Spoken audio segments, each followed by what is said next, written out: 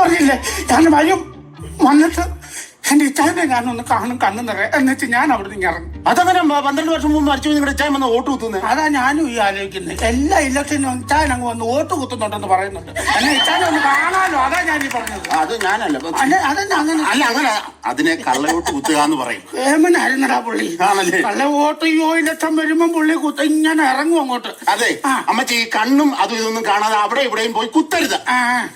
ഇതാണ് അവിടുത്തെ voting machine. കാണിച്ചേ. ഇത് കണ്ടോ കണ്ടോ കണ്ടോ? അതെന്നെ അതാ നമ്മുടെ ചെറിയാനച്ചാൻ നിൽക്കുന്നുണ്ട് അവിടെ. അതാ ചെറിയാനച്ചാൻ നിൽക്കുന്നുണ്ട്.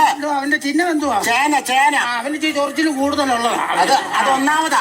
ഒന്നാമത്. രണ്ടാമതാരാ? മീനിക്കുട്ടി. അവള് പൊട്ടുമല്ലോ. അത് ചീനിച്ചട്ടിയാ. അത് എനിക്കറിയാമല്ലോ, അതല്ലേ പറഞ്ഞാ പൊട്ടുവന്ന്. പിന്നെ നമ്മുടെ സ്റ്റെല്ല ചേച്ചി, നമ്മുടെ ചേച്ചി പഴമാണ് ചിഹ്നം. അയ്യോ അത് നീ പറഞ്ഞിട്ട് വേണോ ഞാൻ അറിയണേ. ഈ വീട്ടിൽ ഏറ്റവും വലിയ പഴം അവളാ.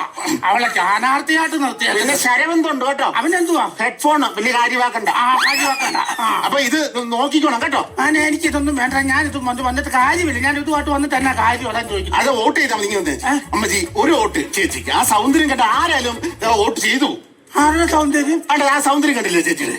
കുളിര് കിടക്കുന്ന കിടപ്പ് കണ്ട സൗന്ദര്യം. എടാ മാനെ, അതൊക്കെയാണോ സൗന്ദര്യം? എന്റെ കുഞ്ഞെ, നീ എന്നെ കണ്ടിട്ടില്ല ചെറുപ്പത്തില്? ഞാൻ കണ്ടിട്ടില്ല. അയ്യോ, നിന്റെ വല്യപ്പനോടൊക്കെ ചോദിക്കണം. എന്റെ പുറകെ നിന്ന് മാറും. അല്ലെങ്കിൽ കുഞ്ഞെ, ഞാൻ 21 വയസ്സുള്ള സമയത്ത് അയ്യോ എന്നെ ഒന്ന് കാണണം.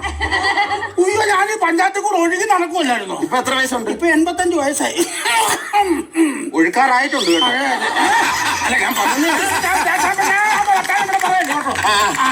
പക്ഷെ ചേച്ചി ജയിക്കുന്ന കാര്യത്തിൽ ഉറപ്പാകണം. എടാ, അവള് ജയിക്കുകയല്ല. കാരണം ഞാൻ അമ്പലത്തിൽ കൊണ്ടേ വിളക്ക് കൊടുക്കും. അവള് ജയിക്കുകയല്ല. അതല്ലെന്ന്. അവളെ തലയിൽ കൂടെ തുണിയിട്ടോണ്ട് നടക്കുന്നത് ഞാൻ ഈ ചെല്ല കാണും. ഞാൻ അതല്ലെന്ന്. ചേച്ചി പ്രസംഗവും ഒക്കെ കലക്കുവോ? നാട്ടുകാർ മുമ്പിൽ സെന്റിമെന്റ്സ് അടിച്ച് വോട്ട് പിടിക്കുന്നുണ്ട്.